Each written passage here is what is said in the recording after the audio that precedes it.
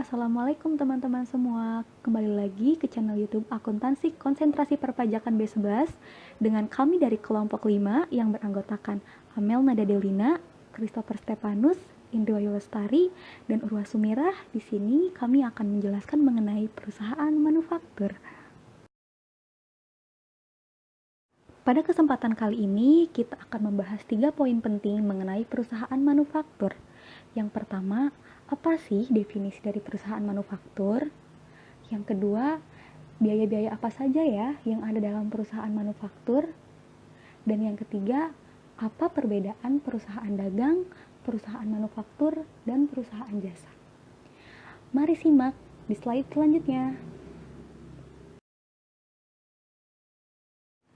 Oke teman-teman, langsung kita bahas mengenai perusahaan manufaktur. Poin pertama, perusahaan manufaktur adalah perusahaan yang kegiatannya mengolah bahan baku menjadi barang jadi, kemudian menjual barang jadi tersebut. Kegiatan khusus dalam perusahaan manufaktur adalah pengelolaan bahan baku menjadi barang jadi dengan menggunakan mesin dan SOP yang telah ditentukan. Kegiatan ini sering disebut dengan proses produksi. Kemudian yang kedua, biaya-biaya dalam perusahaan manufaktur itu ada apa aja sih? Ternyata biaya-biaya dalam perusahaan manufaktur ini dibagi menjadi 2, yaitu biaya produksi dan biaya non-produksi. Selanjutnya kita masuk ke poin ketiga mengenai apa sih perbedaan dari perusahaan dagang, perusahaan manufaktur, dan perusahaan jasa. Teman-teman, ternyata perbedaannya terdapat pada prosesnya, di mana perusahaan dagang mereka memperoleh barang dari supplier, yaitu barang jadi untuk dijual kembali dengan tujuan untuk mendapatkan keuntungan yang sebesar-besarnya. Sementara perusahaan manufaktur dalam prosesnya mereka memperoleh persediaan barang dagangan dengan mengolah bahan baku menjadi barang jadi dengan menggunakan mesin dan SOP yang berlaku.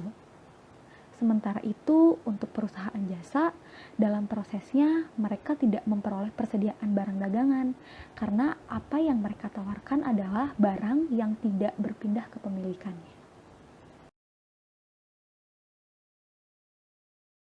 Mengenai contoh dari perusahaan manufaktur, di sini kami memiliki PT Misis Makaron Indonesia, di mana PT Misis Makaron Indonesia adalah sebuah perusahaan manufaktur yang bergerak di bidang kuliner atau di bidang makanan yang berlokasi di Solo, Jawa Tengah.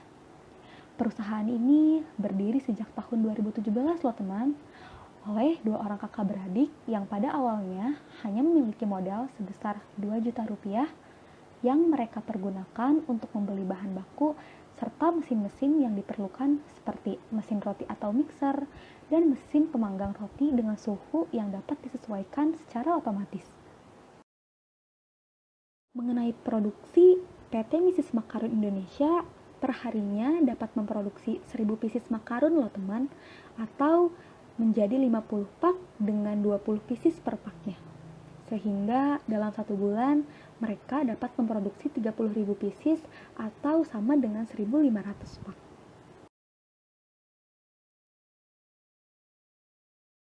Kemudian mengenai biaya, PT Misis Makaron Indonesia membagi biaya tersebut menjadi 2 bagian. Yang pertama yaitu biaya produksi, yang dimana dalam perharinya mereka dapat mengeluarkan sebesar Rp605.000 dengan rincian-rincian seperti telur, gula pasir, gula halus, tepung almond, krim tartar, pasta grape, pasta stroberi, pasta coklat, dan lain-lain. Sehingga dalam 1 bulan mereka dapat mengeluarkan biaya sebesar Rp18.150.000 loh teman. Kemudian untuk biaya non-produksi, PT Misis Makaron Indonesia dapat mengeluarkan sebesar Rp24.500.000 per bulan dengan rincian sebagai berikut. Yang pertama, beban utilitas atau beban telepon, listrik, air sebesar Rp1.500.000 per bulan. Kemudian yang kedua, beban gaji untuk 10 karyawan yang apabila ditotal menjadi sebesar Rp20 juta per bulan. Kemudian yang ketiga yaitu sewa toko sebesar 3 juta rupiah per bulan. Sehingga pendapatan dari PT Misis Makaron Indonesia dengan harga penjualan sebesar Rp80.000 per pak dan dalam 1 bulan mereka dapat menjual sebanyak 1.500 pak, maka pendapatan bersih yang mereka terima yaitu sebesar Rp120 juta, yang apabila dikurangi dengan biaya-biaya yang telah tercantum, maka keuntungan bersih yang mereka dapatkan yaitu sebesar Rp77.350.000.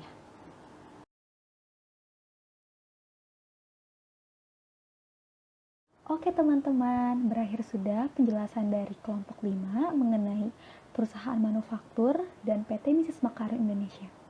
Terima kasih telah mendengarkan sampai akhir ya, semoga sehat selalu.